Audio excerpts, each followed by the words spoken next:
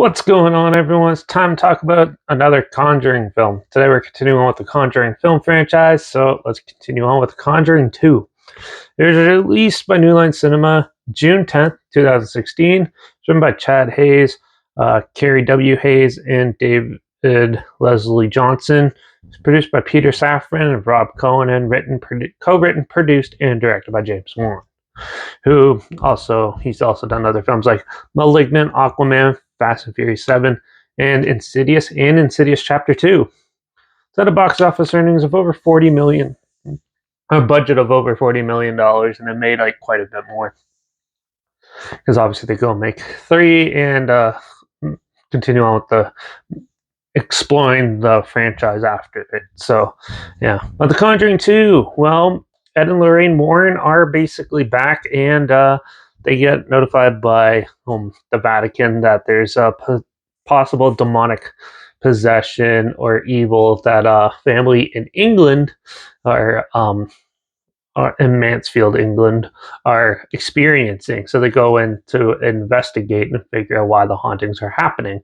And they uncover some really dark and evil things, but things might not always be what they seem. A lot of people think it's made up and fabricated, but who knows? So they go and they investigate and do the best they can to help the family. Overall, this film was pretty entertaining and amusing. A lot of people say it's better than the first one. I disagree with that. In my opinion, I think the first one still is the superior one. But also, this one says it's based on a true story. Now, that is partially correct because Mansfield haunting is a real thing that actually apparently occurred. But I wouldn't say it's a true story because recently, the last little bit since after this movie came out, the people who lived it came out and said they fabricated the whole thing. So, yeah, but even with that being said, there's still a lot of people out there that believe it actually happened, even though I don't know how you could believe it actually happened when the people who lived it said they made it up. But yeah, but also this film takes liberties with the story. Obviously, every film does. Even though it says based on a true story, usually it's only a little bit. This one seems a little fabricated because, well, looking into it, Ed and Lorraine Warren basically showed up to help, and they didn't want the people didn't want them to help, and so they're there for like maybe a day or two, and that was it. And that was it. If they didn't come back or anything like that, where yeah, so there's a lot of leniency done with the writing of this film, but it adds more longevity, I guess, to the story and things, and the way they portray it. Obviously, most of it was fabricated and stuff, but yeah. But overall, for this whole film, I thought it was pretty well done. The acting is really good. It's really well shot, like the first one. The special effects and stuff are cool.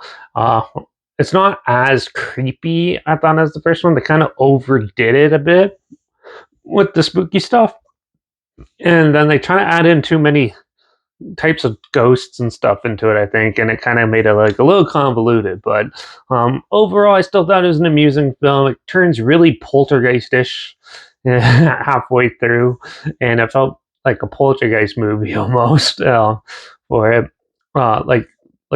There's a tree that someone almost dies on and stuff like that.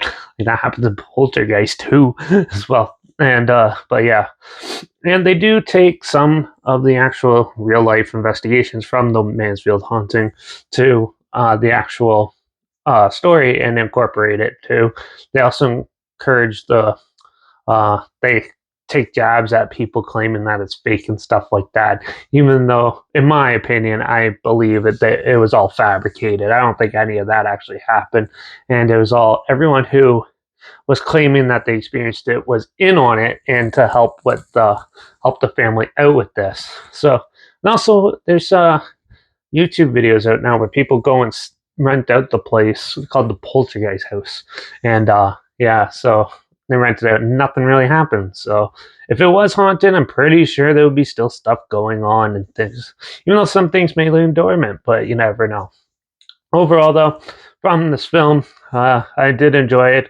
I thought it was good. I still don't think it's above the second one by any means. I think it's still a pretty good thrilling story and fun horror stuff aspect, and they do expand quite a bit of the evil lore with the Warrens and stuff, and it was still a decent film. So overall, I'm going to give The Conjuring 2 a 4 out of 5. I still think it's a pretty good horror film and definitely a fun one. It's also one of the longer ones you can watch because it's like 2 hours and 15 minutes. So it's definitely a fun ride, and that, and all the characters are written the same way as the first one, where they feel way more human and stuff, and more, you feel more impact when it's like that. So overall, still a good film. So if you haven't seen it, definitely check it out.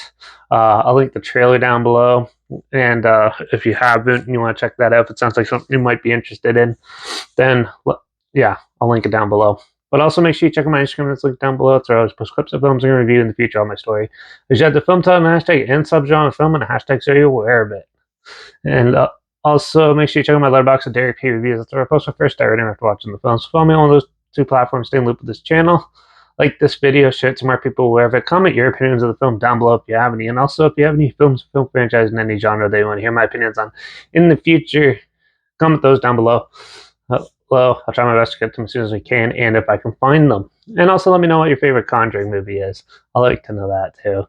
And yeah, but make sure you subscribe. Hope you find something weird, obscure, and all day probably never thought checking out together. And also, so you hear my opinions on popular films that have come out, somewhat like this, classic films, and reviews on other things as well. And don't forget to ring that bell because, well, the next film in the Conjuring universe that was released was Annabelle Creation. So we'll be talking about that one next. So make sure you tune in for that. And watch out for all those hoaxsters out there trying to pull a veil over our eyes about, well, obviously, paranormal stuff's real. So yeah, watch out for all those type of people out there. And I guess I'll see you all in the next review. So until then, cheers.